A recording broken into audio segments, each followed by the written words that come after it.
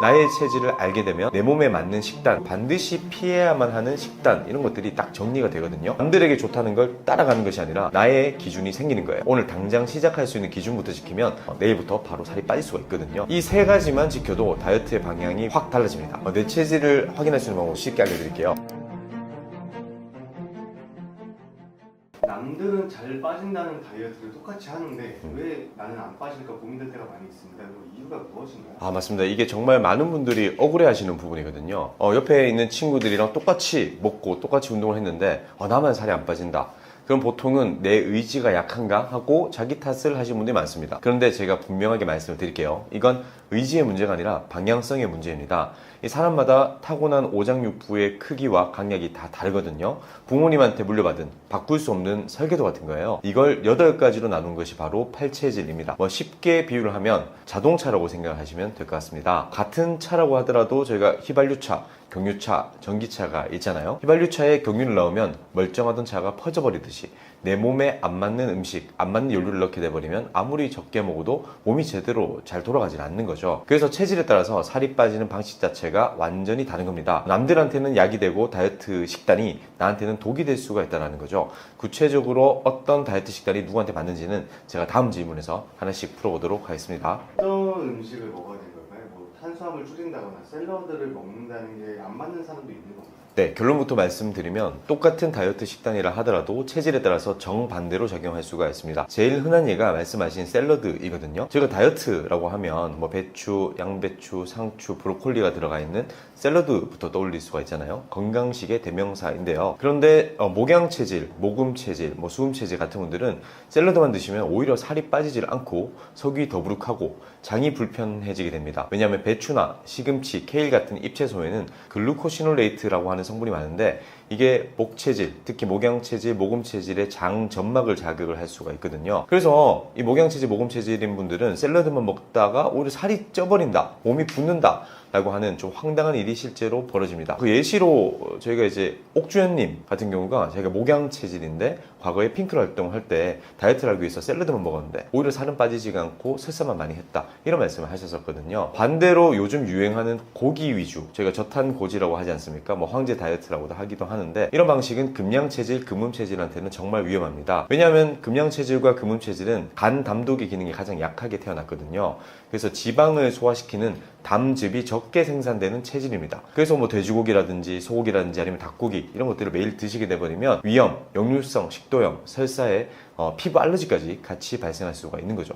그래서 이런 분들은 이렇게 되는 거예요. 살은 빠졌는데 주변에서 요즘 왜 이렇게 안색이 안 좋아? 요즘 어디 아파? 아토피가 왜 이렇게 심해졌어? 이런 이야기를 듣게 되는 것이죠. 이렇게 누구나 좋다고 하는 식단이 체질에 따라서 약이 될 수도 있고 독이 될 수도 있습니다. 그렇다면 체질은 어떻게 아는 거고 체질을 알면 다이어트가 쉬워지는 건가요? 가장 크게 달라지는 건 더 이상 헤매지 않아도 된다는 거죠. 지금까지는 유행하는 다이어트를 이것도 해보고 저것도 해보고 실패하면 또 다른 걸 또 찾아보고 이런 것들을 많이 반복을 하셨을 거예요. 그런데 나의 체질을 알게 되면 내 몸에 맞는 식단, 그리고 반드시 피해야만 하는 식단, 이런 것들이 딱 정리가 되거든요. 그래서 남들에게 좋다는 걸 따라가는 것이 아니라 나의 기준이 생기는 거예요. 예를 들어서 내가 금체질이라는 걸 알게 되면 나는 고기로 단백질을 채우면 안 되구나, 생선이랑 해산물, 연어 스테이크로 가야겠구나, 이런 방향이 명확하게 발생하게 되는 거죠. 그리고 목양 체질이나 모금 체질이면 나는 잎채소, 샐러드가 맞지 않구나, 그래서 잎채소 대신에 뿌리채소를 먹고 그리고 생선이나 해산물 대신에 소고기를 먹어야겠구나, 이렇게 선택지가 줄어들기 때문에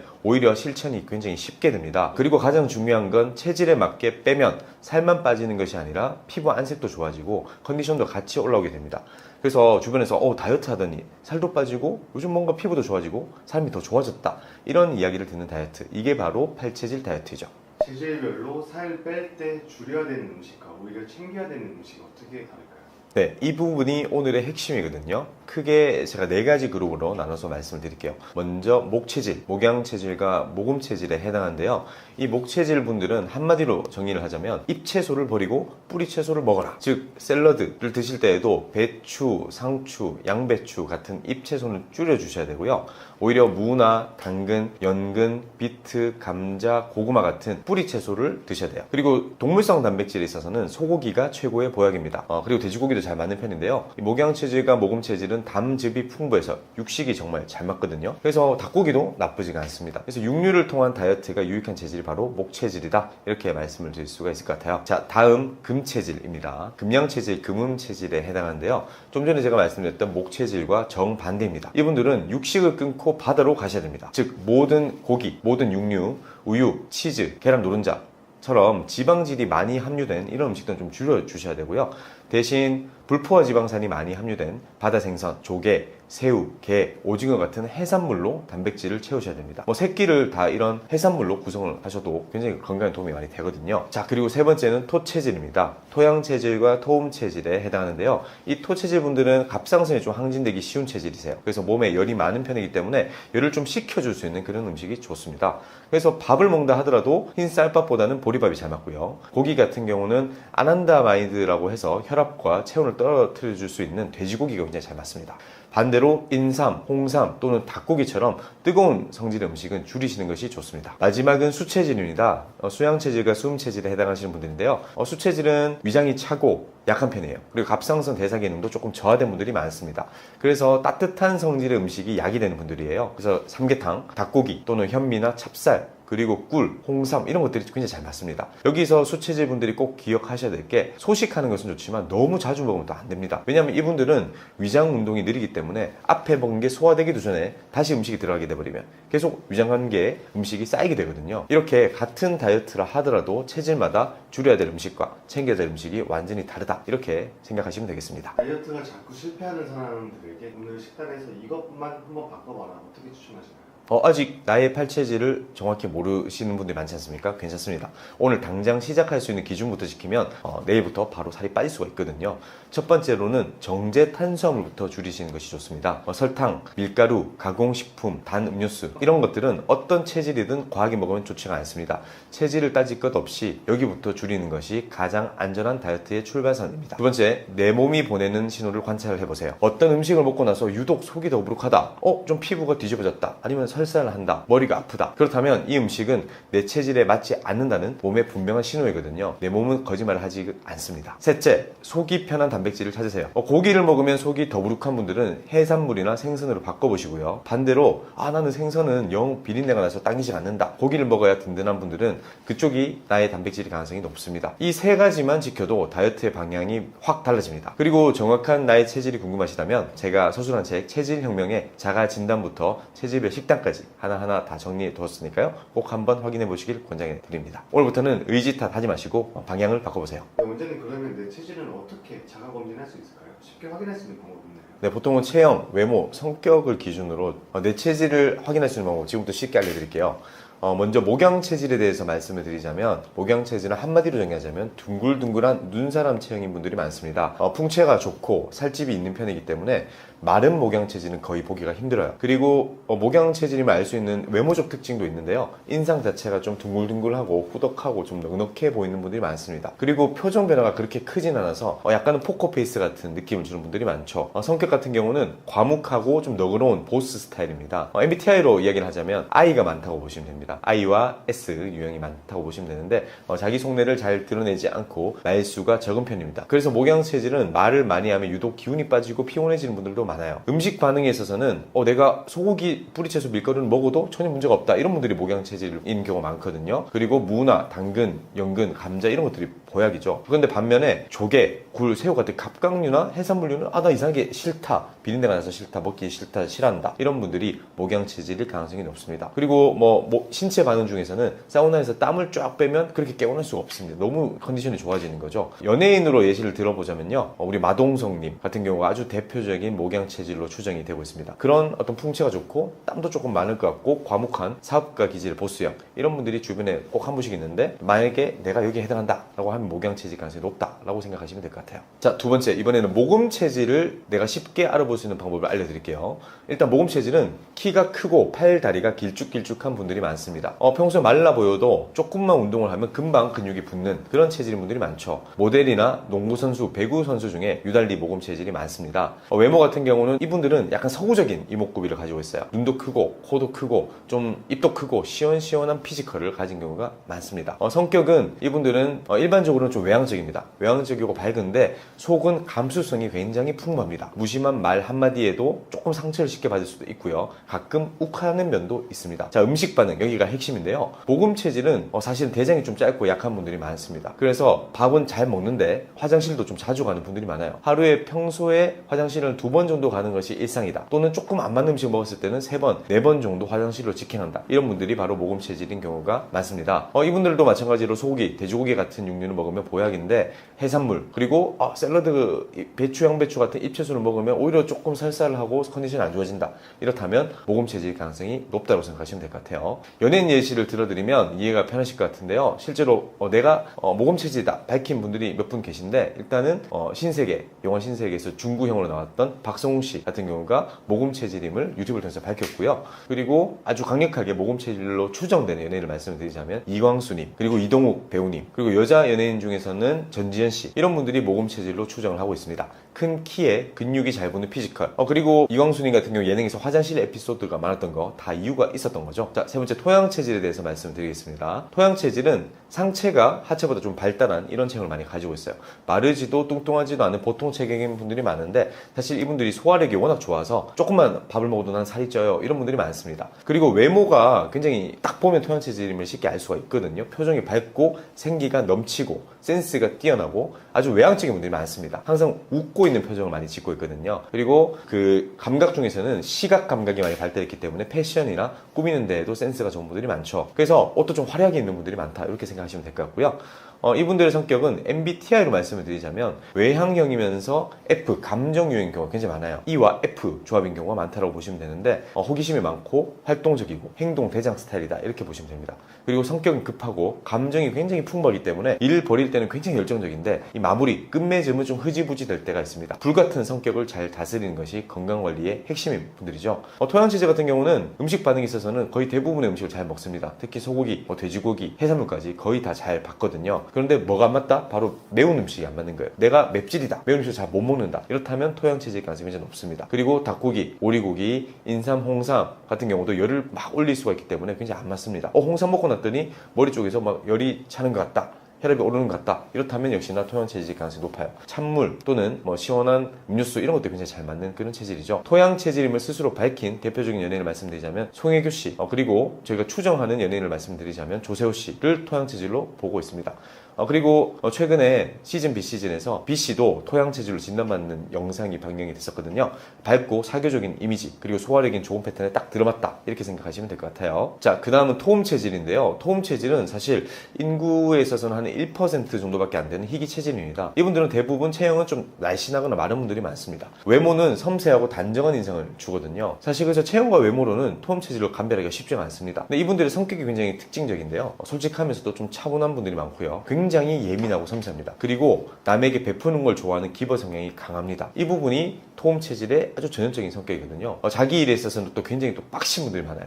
아주 워커홀릭도 많고요. 하나의 업무를 완수를 해야 되겠다 싶으면 막 새벽 3시, 4시까지 잠을 자지 않고 업무를 처리하는 이런 분들이 토음 체질인 경우가 굉장히 많습니다. 그런데 토음 체질은 약 부작용이 심한 게 굉장히 큰 특징입니다. 특히 항생제나 진통제, 페니실린 이런 약물을 먹었는데도 과민 반응이 잘 나타나는 분들이 많습니다. 피부 알러지가 생길 수도 있고 설사를 하실 수도 있고요. 이분은 매운 음식을 8체 중에서 가장 못 먹는 것이 바로 토음 체질의 특징입니다. 조금만 매운 걸 먹어도 다음날 아침에 뒤가 뜨거운 설사를 한다, 아니면 매운 음식을 먹으면 속이 따가워가지고 먹지 못한다, 이런 분들이 많고, 돼지고기와 해산물은 잘 맞고 닭, 오리는 좀 안 맞습니다. 연예인분들 같은 경우는 토음 체질이다 이렇게 밝혀진 분은 없는데요. 제가 강력하게 추정하기로는 지드래곤님 같은 경우가 굉장히 강력하게 토음 체질로 추정이 되고 있고요. 그리고 여자 연예인 중에서는 아이유 같은 경우도 토음 체질로 추정하고 있습니다. 그리고 지드래곤님 같은 경우는 제가 지드래곤님이 팔체질 이상 토음 체질일 것이다 라고 분석했던 그런 그 인스타 영상이 2가지가 있는데, 그 2가지 영상에 모두 좋아요를 또 눌러주셨더라고요. 아마 본인이 생각했던 본인의 이미지와 제가 또 분석했던 내용들이 잘 부합됐기 때문에 그런 게 아닐까 생각을 해봤습니다. 자, 금양 체질은 마른 편이고요. 어깨가 넓은 역삼각형 체형분들이 많습니다. 그리고 어깨가 굉장히 좀 특징적인데 이 직각 어깨를 가진 분들이 많아요. 어깨가 이렇게 직각이죠. 보톡스를 맞은 것도 아닌데 직각 어깨를 가진 분들이 금양 체질에 많습니다. 외모는 평소엔 좀 부드러운 인상처럼 보이는데, 그런데 눈을 보면 좀 달라요. 눈빛이 강하고 날카로운 분들이 많습니다. 차분해 보이지만 어딘가 호락호락하지 않은 그런 느낌이 있죠. 성격은 이분들은 사실 8체 중에서 가장 내향적이다 이렇게 밝혀져 있습니다. 그리고 직관이 발달한 천재 또는 예술가형인 분들이 많습니다. 혼자서 깊이 사고하는 걸 좋아하고요. 좀 완벽주의 성향이 강하기 때문에 약간의 신비주의로 비치는 경우도 많습니다. 발성, 청각이 예민하기 때문에 가수나 음악가도 많습니다. 음식 반응은 사실 금양체질은 모든 육류와 유제품, 밀가루가 거의 독약 수준입니다. 뭐 돼지고기나 소고기 또는 닭가슴살 다이어트했다가 막 피부가 뒤집어지고 소화기가 다 망가지는 분들이 많죠. 대신 나는 생선이나 조개, 갑각류 같은 해산물이 좋다. 해산물을 되게 좋아해요. 그리고 잎채소가 보약입니다. 샐러드 먹으면 속이 편합니다. 이런 표현을 하신 분들이 금양체질인 경우가 많습니다. 그리고 좀 특징적으로 찬물 목욕이라고 하죠. 콜드 플런지가 굉장히 잘 맞거든요. 그래서 콜드 플런지를 하고 나면은 나는 컨디션이 되게 좋아진다. 하지만 사우나에 가서 땀을 빼고 나면 컨디션이 굉장히 떨어진다. 이런 분들이 금양체질일 가능성이 높습니다. 연예인분들 중에서는 금양체질로 스스로 밝힌 분들이 굉장히 많거든요. 국카스텐의 보컬이신 하윤우님 같은 경우도 직접 금양체질임을 밝히셨고요. 그리고 배우분들 중에서는 예지원님, 그리고 명세빈님, 그리고 치어리더 박기량님이 실제로 금양체질 진단을 받았다 라고 방송에서 밝히셨습니다. 제가 그리고 강력하게 추정하고 있는 금양체질 연예인으로서는 박규신님, 그리고 이수님, 그리고 제니씨를 금양체질로 보고 있습니다. 자, 이번에는 금음체질에 대해서 자가진단할 수 있는 포인트를 말씀을 드릴게요. 금음체질은 금양체질보다 조금 더 마른 분들이 많습니다. 근데 똑같이 직각 어깨인 분들이 많고요. 말랐는데도 상체는 발달한 그런 역상을 경인 분들이 많습니다. 외모가 굉장히 특징적입니다. 외모는 눈매가 살짝 이렇게 올라가 있는 분들이 많아요. 그리고 눈빛이 선명하고 좀 강렬한 분들이 많고요. 카리스마가 외모에서 그대로 묻어난다 이렇게 생각하시면 될 것 같아요. 금음체질은 성격이 금양체질과 정반대입니다. 굉장히 외향적입니다. 근데 사교적인데도 불구하고 좀 냉철하고 비판적인 이런 이제 성격도 가지고 있어요. 조직을 이끄는 선천적 리더형이다 이렇게 말씀을 드릴 수가 있거든요. 다만 이분들은 분노를 좀 잘 표출하는 경우가 많이 있어요. 순간적으로 화가 잘 나는 분들이 많이 있는데 화를 내면 몸이 좀 급격하게 무너지는 체질이기 때문에 분노 관리가 정말 중요한 체질입니다. 음식 반응은 금양체질과 거의 같습니다. 모든 육류가 안 맞고 밀가루까지 해롭습니다. 육식이나 밀가루를 먹고 나면 좀 굉장히 속이 불편하다, 피부 알러지가 많이 생긴다 이런 말씀을 많이 하시는 분들이고요. 해산물이 좋다, 그리고 잎채소가 잘 맞다 이런 분들이 많습니다. 역시나 사우나가 해롭고요. 냉수욕이 좋습니다. 연예인분들 중에서는 스스로 금음체질임을 밝힌 연예인분들이 굉장히 많거든요. 일단은 한예슬 씨 같은 경우는 스스로 금음체질임을 밝히셨고요. 그리고 류준열 씨 같은 경우도 금음체질로 밝히셨고요. 중년 여배우이신 배종욱님 같은 경우도 금음체질에 맞춰서 식단을 지킨다. 그리고 방송에서 이승기님 같은 경우도 금음체질로 진단을 받으셨고요. 모델이신 한혜진님 같은 경우도 금음체질, 그리고 소녀시대 서현님 같은 경우도 스스로 금음체질임을 방송을 통해서 밝혔다 이렇게 생각하시면 될 것 같아요. 자, 다음은 수양체질입니다. 수양체질은 날씬하고 작은 체격에 상대적으로 하체가 발달한 분들이 많습니다. 군살 없이 좀 다부진 그런 느낌이 많거든요. 외모는 좀 자세가 굉장히 곱고 단정한 분들이 많고요. 운동신경은 뛰어난 경우도 많아요. 성격이 굉장히 특징적인데 돌다리도 하나씩 두드려보는 완벽주의자인 분들이 많습니다. 수양체질은 의심이 많고 신중하며 냉철한 어떤 사무적인 스타일이다 이렇게 보시면 될 것 같아요. 8체질 중에서 가장 세밀하고 정확한 그런 분들입니다. 음식 반응이 좀 독특한데요. 수양체질은 사실 밥을 많이 먹지도 않을 뿐더러 며칠씩 대변을 보지 않아도 별로 불편함을 느끼지 않습니다. 3일, 4일 이렇게 변비를 가지고 있는 분들이 굉장히 많습니다. 그런데 땀을 많이 흘리면 쓰러질 정도로 기운이 빠집니다. 그래서 사우나나 일광욕을 하고 나면 컨디션이 굉장히 떨어지는 분들이 많죠. 고기 종류에서는 닭고기, 오리고기, 소고기가 굉장히 잘 맞고 돼지고기, 그리고 굴 이런 것들을 먹으면 배탈 나는 경우가 굉장히 많습니다. 유명 연예인 중에서 사실 좀 밝혀진 바가 없다고 보시면 되는데 저희 8체질 의료진들 중에서 가장 강력하게 추정하고 있는 분은 바로 김연아 선수라고 보시면 될 것 같습니다. 날씬한 체형에 완벽주의적이고 운동 능력이 탁월한 이런 케이스가 바로 수양체질의 전형이다라고 보시면 될 것 같거든요. 그리고 수양체질로 제가 추정하고 있는 대표적인 연예인 한 분만 꼽자면 에스파의 윈터 씨라고 보시면 될 것 같습니다. 윈터 씨는 스스로 노땀 윈터다, 나는 땀이 나지 않는다 라고 이야기를 하시기도 했고 시국이 굉장히 적다 라고 말씀하시기도 했거든요. 그리고 상대적으로 상체보다는 마르신 체형임에도 불구하고 골반 라인이 되게 예쁘게 발달한 것이 바로 수양체질의 전형적인 특징이다 이렇게 보시면 될 것 같아요. 자, 다음은 수음체질을 스스로 진단할 수 있는 포인트를 말씀드리겠습니다. 수음체질은 날씬하거나 마른 분들이 굉장히 많습니다. 근데 의외로 의외로 키는 큰 경우도 많아요. 상체보다 하체가 조금 더 발달한 슬림한 골격인데요. 이분들은 나이가 들어도 살이 잘 안 찌는 분들이 많습니다. 전체적으로 외모는 좀 길쭉길쭉하다. 그러면서 호리호리한 인상을 준다라고 보시면 될 것 같아요. 성격은 팔체 중에서 가장 부드럽고 차분하고 신중하다고 보시면 될 것 같습니다. 다만 결정을 내릴 때는 조금 우유부단한 면도 있고요. 남에게 실수하는 걸 좀 싫어하는 그런 분들이 많습니다. 음식 반응으로서 수음 체질을 알아볼 수 있는 방법은 수음 체질은 위장이 사실 유리알처럼 약한 소식좌입니다. 적게 먹는데도 체중이 잘 유지가 되고요. 과식을 한다든지 야식을 한다든지 아니면 여름철에 찬 음식을 먹게 되면 바로 속이 불편해지는 분들이 많습니다. 땀은 적고 추위를 많이 타는 편이라서 사우나도 사실 해로운 편이고요. 돼지고기는 정말 안 맞습니다. 대신 닭고기, 오리고기, 소고기가 잘 맞는 이런 분들이 수음 체질인 경우가 많습니다. 유명 연예인분들 중에서는 대표적으로 유재석 씨가 아주 강력하게 수음 체질로 추정이 됩니다. 그리고 이윤석 씨, 개그맨 이윤석 씨도 전형적인 수음 체질로 보시면 될 것 같습니다. 입이 짧고 소식하면서도 체형 유지가 잘 되고 실수를 하지 않기 위해서 늘 신중한 모습이 딱 들어맞죠? 자, 지금 제가 말씀드렸던 이 8가지 체질의 특징 기억을 하셔가지고 내가 어떤 체질인지 한번 살펴보시면 좋을 것 같습니다. 다이어트 할 때 보통 칼로리부터 신경 쓰는데요. 칼로리만 줄이면 살이 빠질 거라는 생각, 이거 오해할 수 있다고 하는데 이거 왜 위험한가요? 이 사실은 칼로리를 줄이면 살이 빠지는 건 맞죠. 그쵸? 들어오는 에너지가 쓰는 에너지보다 적으면 체중은 줍니다. 칼로리 분명히 중요한 지표예요. 그런데 이 칼로리의 숫자만 들여다보면 두 가지를 놓칩니다. 하나는 영양 균형이고요. 또 하나는 같은 칼로리지만 몸에서 다르게 작동한다는 이 질의 문제가 있습니다. 이 대표적으로 오해받는 애가 지방이에요. 이 지방은 1g에 9kcal라는 탄수화물이나 단백질의 2배가 넘는 에너지를 냅니다. 그럼 이 칼로리만 보면 먹으면 안 되죠. 그래서 살찐다고 아예 안 드시거나 정말 최소화하시는 분들이 있어요. 그런데 이 우리 몸은 지방을 꼭 필요로 합니다. 이 세포를 감싸는 막도 만들고요. 지방 끊으면 세포 안 만들어집니다. 그리고 호르몬도 만들고요. 비타민 A나 G 같은 지용성 비타민을 흡수하려면요. 반드시 지방이 있어야 돼요. 그래서 칼로리가 높다고 무조건 나쁜 게 아니라 견과류나 생선, 아보카도 같이 좀 좋은 지방은 오히려 챙겨 드셔야 되는 거죠. 그리고 또 이 칼로리가 같아도 살이 좀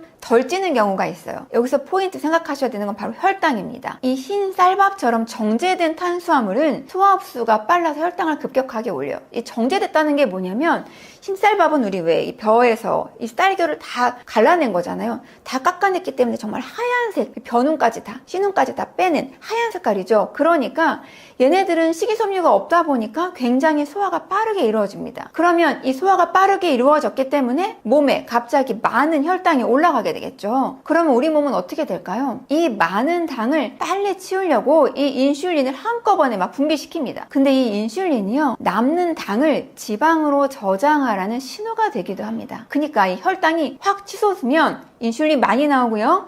그러면 이때 당이 지방으로 바뀔 확률이 높아지는 거죠. 이 반대로 잡곡밥처럼 식이섬유가 많아서 혈당을 천천히 올리는 음식은 칼로리가 같아도 지방으로는 덜 저장됩니다. 혈당을 좀 낮추거든요. 아까 혈당은 똑같지만 천천히 올리기 때문이에요. 식이섬유 때문에. 이 실제로 같은 탄수화물을 먹어도 이 식이섬유나 단백질하고 같이 먹으면 식후 혈당이 눈에 띄게 낮아진다는 연구 결과들도 많습니다. 그래서 같은 양을 먹어도 식이섬유와 단백질 풍부한 음식, 그리고 또 좋은 지방을 고르는 게 단순히 적게 먹는 것보다는 훨씬 더 똑똑하고 현명한 다이어트 방법입니다. 밥 먹고 나면 유독 졸리고 몸이 축축 처지는 이 식곤증 증상은 이거 혈당 스파이크랑 관련이 있는 건가요? 아주 밀접한 관련이 있습니다. 이 먼저 계속 제가 인슐린 얘기를 하는데 인슐린이 뭔지 설명을 드릴게요. 우리가 밥을 먹으면 이 탄수화물이 잘게 쪼개져서 포도당이 돼야 돼요. 어쨌거나 가장 간단한 형태가 포도당이거든요. 이 포도당이 되는데 이 포도당이 바로 혈당입니다. 그리고 얘가 혈액 속에서 떠다닐 거 아니에요?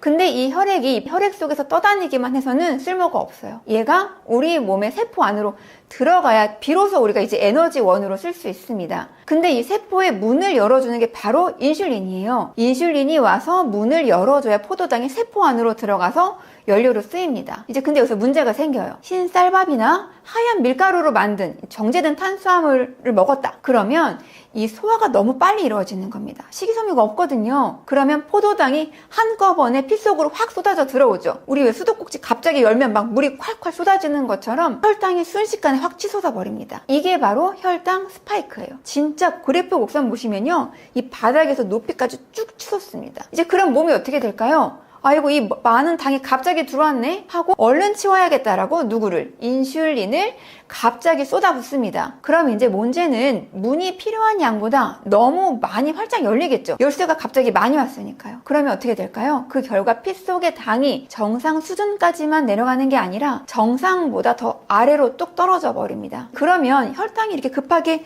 곤두박질 치는 게 이제 문제잖아요. 곤두박질 치는 순간 몸의 기운은 빠지고 졸리고 무기력해져요. 저혈당 증세처럼요. 이게 바로 식후에 몰려오는 졸음의 정체입니다. 올라가는 것도 문제지만 떨어지는 폭이 클수록 훨씬 힘들어지거든요. 게다가 이 과정에서 인슐린이 과하게 분비됐죠? 그럼 당이 빠르게 흡수돼요. 혈액 속에 당이 부족하게 되는 거죠. 왜냐면 갑자기 또 떨어진 거잖아요. 세포 안에 많이 들어가서. 그러면 또 어떤 일이 벌어지냐? 단계 또 땡깁니다. 이런 악순환의 고리까지 생깁니다. 그래서 포인트는 혈당을 천천히 완만하게 올리는 식사가 바로 이 식후 컨디션 관리에도 매우 중요한 겁니다. 혈당 스파이크를 줄이려면 식사 순서도 중요하다고 들었고요. 그리고 또 어떻게 하면 좋을까요? 이 같은 음식이라도 먹는 순서만 바꿔도 혈당 반응이 달라져요. 저게 최고밥이라는 용어를 기억하시면 됩니다. 제가 만들었는데요. 최고의 밥을 먹는 방법은 최고밥, 채소, 고기, 밥 이 순서대로 드시면 됩니다. 처음에는 채소를 드시는 거예요. 그럼 이 식이섬유가 많잖아요. 이게 이 위장에서 일종의 그물망 역할을 해서 뒤에 들어오는 탄수화물의 흡수 속도를 늦춰줍니다. 그 다음 최고 고기죠. 고기, 소고기, 돼지고기, 닭고기, 물고기 이런 단백질을 먹고 난 후에 그 다음 밥을 맨 마지막에 드시는 겁니다. 이 최고밥대로 드시면 혈당을 좀 조절하실 수가 있어요.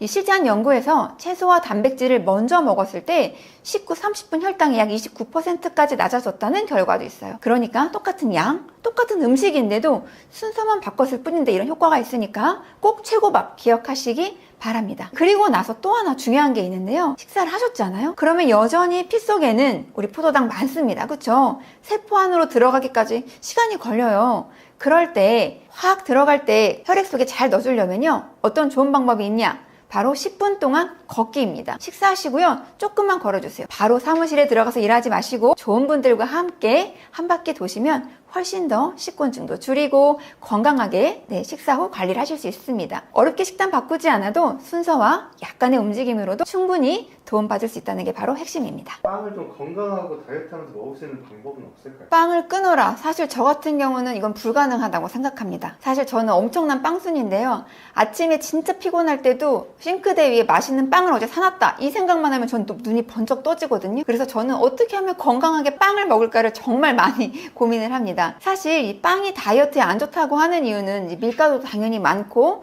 혈당 스파이크도 올리고 버터도 많이 쓰고 특히 정제된 밀가루로 만든 빵이기 때문에 식이섬유도 적잖아요. 그러니까 여러 가지 문제점 때문에 사실 다이어트에 나쁘다, 안 좋다 이러한 생각들을 많이 하시죠. 그래서 몇 가지 기준을 가지고 빵을 고르시면 조금 더 건강하게 덜 살찌게 드실 수가 있습니다. 첫 번째 하실 일은요. 빵의 성분을 확인하셔야 돼요. 사실 이 통밀가루나 호밀가루가 섞인 빵이 좋습니다. 이 여기서 함정이 있어요. 제가 이제 가끔 빵을 그 새벽 배송해주는 그런 곳에서 좀 시키는데요. 먼저 호밀빵, 뭐 통밀빵 이렇게 검색해서 쳐요. 근데 꼭 하셔야 되는 게 뒤에 성분표 확인하셔야 됩니다. 호밀빵, 통밀빵이라고 하지만 뒤에 딱 보시면요. 제일 처음 적힌 게 밀가루, 소맥분이다. 이거는 통밀은 들러리라는 뜻입니다. 우리 왜 성분표에서 가장 앞부분부터 가장 많이 있는 성분이거든요. 진짜 통밀빵이 아니라 밀가루에 약간의 통밀을 섞었습니다. 이런 얘기예요. 맨 앞에 통밀가루나 호밀가루가 적혀 있는지를 보시고 그런 빵을 사시는 게 좋습니다. 근데 솔직히 우리 이 호밀가루로는 또 통밀가루로 빵 만들잖아요. 그럼 이제 어떤지 아세요? 저는 뭐 좋아하냐면 이렇게 빵 찢을 때 쭉쭉 찢어지는 이게 보들보들한 그런 애기 엉덩이같이 보들보들한 하얀 식빵 엄청 좋아하는데 이 호밀빵은 그 맛은 또 없거든요. 그러면 우리는 평생 이 정제된 밀가루로 만든 하얀색 식빵은 먹을 수가 없는가? 또 방법이 있습니다. 이 바로 뭐냐면요. 빵만 드시지 말고 단백질하고 지방을 같이 드시는 거예요. 이 사실 빵만 먹으면 혈당이 빠르게 오르지만 이 뭐 달걀, 뭐 치즈, 견과류, 아보카도 이런 거 곁들이면 이 소화 속도가 느려지면서 혈당 반응이 완만해 배만해집니다. 아침에 식빵 2장만 딱 드시지 마시고 뭐 하실 때 계란도 하나 삶으시고 요즘에는 아보카도도요. 이렇게 스프레드 바로 될 수 있게 나온 제품들 엄청 많거든요. 샐러드도 마찬가지니까 이제 그런 것들을 같이 드시면 하루에 2장 정도로 식빵 즐기실 수 있습니다. 그리고 이제 언제 먹느냐도 굉장히 중요해요. 이 같은 빵이라도 아침 공복에 달고 하얀색 빵을 딱 먹었다. 혈당이 급등합니다. 그런데 이 식사 후에 오히려 디저트로 조금 먹거나 운동 전후에 먹으면 포도당의 에너지로 잘 쓰입니다. 저 같은 경우는 이제 맛있는 빵 같은 거 언제도 잘 먹냐면요. 운동 전에 먹거든요. 운동 전에 먹으면 그때 먹은 빵이 바로 에너지원으로 소비되기 때문에 잘 쓸 수가 있어요. 특히 막 뭐 버터가 듬뿍 든 소금빵, 뭐 크로아상이다. 이런 거 먹고 싶다. 그러면 아침엔 조금 참으시고요. 활동량이 많은 점심 드신 후에 가볍게 몸을 움직일 수 있을 때 드시는 게 훨씬 좋습니다. 그리고 이왕이면 이 첨가당 좀 덜 넣은 빵, 버터 조금 적게 쓴 빵 고르시는 게 다이어트에는 유리합니다. 이 크로아상 만드는 거 아시죠? 층층이 다 버터 발라서 만들고요. 소금빵도 그 아래 버터 조각 넣잖아요. 아마 기름종이 흥건하게 버터 젖어 있는 거 보실 텐데요. 달달한 맘모스 빵이나 뭐 크로아상 소금빵 이런 거는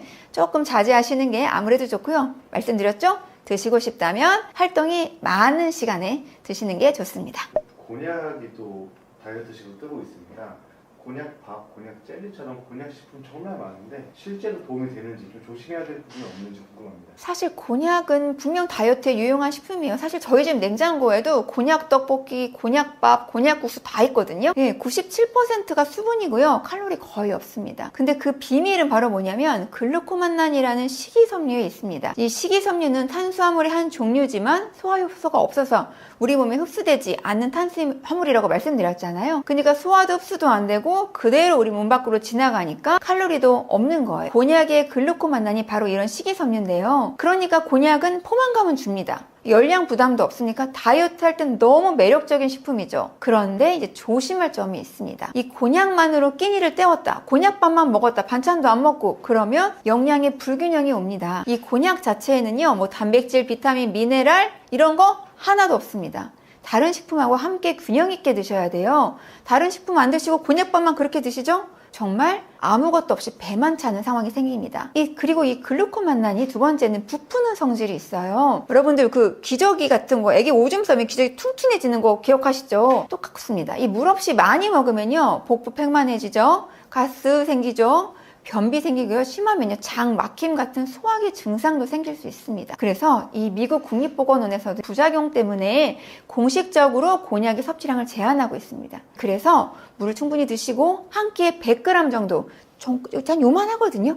요 정도만 드시는 게 가장 좋습니다. 결국은 곤약은 주식품이 아니라 다이어트 하실 때도 보조식품으로만 활용하시는 게 가장 현명한 방법입니다. 아침 사과가 건강에 좋다는 말 진짜 많잖아요. 혹시 어떻게 생각하시나요? 진실은 얼마나 되는 거예요? 사실은 아침 사과 좋은 거 맞습니다. 그리고 과일도 건강하죠. 우리 과일 건강하니까 많이 먹어라. 어른들 이런 말씀 하시잖아요. 근데 정말 과일은 좋지만 많이 먹는 거에는 문제가 될 수 있어요. 결국 과일이든 과당도 이 포도당도 다 당이라는 사실은 변하지 않거든요. 이 사과, 포도, 감처럼 우리가 건강식이다라고 믿는 과일도 따지고 보면 결국에는 다 당으로 이루어진 셈입니다. 특히나 포도나 감 같은 경우에는요, 당 함량이 꽤 높아서 밥 한 공기는 거뜬히 넘어갑니다. 그리고 이 흥미로운 사실은 이 사과도 언제 먹느냐에 따라 몸의 반응이 다르다는 거예요. 밤에 먹으면 안 좋냐, 낮에 먹으면 좋냐, 이런 문제인데요. 여기서 인슐린 감수성이라는 이야기를 할 수 있습니다. 앞서 말씀드린 것처럼 인슐린은 피 속에 혈당을 세포 안으로 넣어주는 열쇠라고 말씀드렸죠. 그런데 이 열쇠가 얼마나 잘 듣는지 사람마다 또 시간대마다 다릅니다. 이 열쇠가 부드럽게 잘 돌아가서 적은 인슐린으로도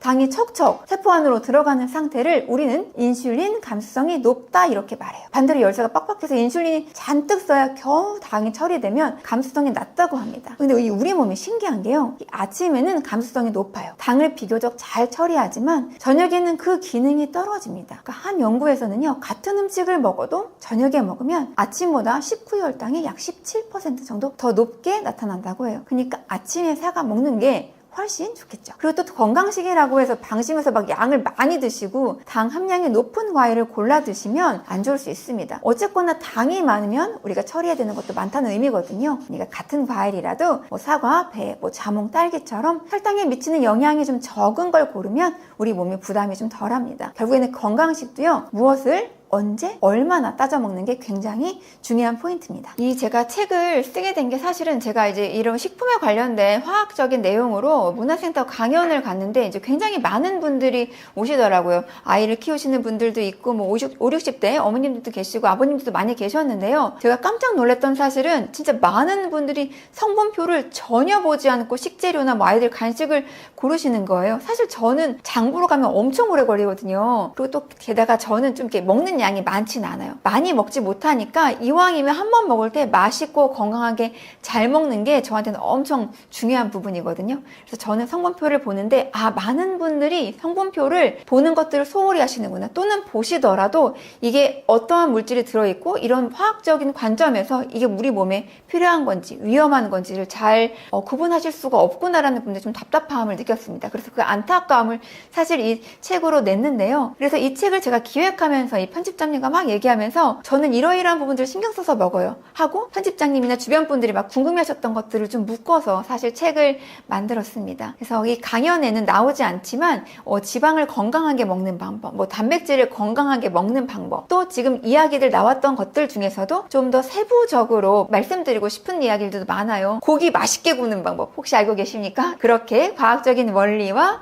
우리가 식당 가서 고기 구울 때도 좀 맛있게 구우는 방법들이 있거든요. 이러한 세부적인 팁들 많이 포함되어 있으니까요. 좀 많이 구매하셔갖고 읽어보시면 좋을 것 같아요. 사실 이 식재료가 정말 넘쳐나잖아요. 그래서 조금 더 과학적으로 건강하게 먹는 방법이 궁금하신 분들은 그냥 사서 휙 읽어보셔도 되고 부엌 한켠에 꽂아 놓으시면서 이런 게 좋구나, 내가 이런 기름을 사야겠구나, 뭐 식용유도 많지 않습니까? 그래서 가까이 두고 보시면서 참고해 보시면 좋을 내용들 담았으니까요. 많은 분들이 이용해 보시고 건강한 식생활 유지하시면서 끝까지 건강하게 행복하게 사시기를 바라봅니다. 감사합니다.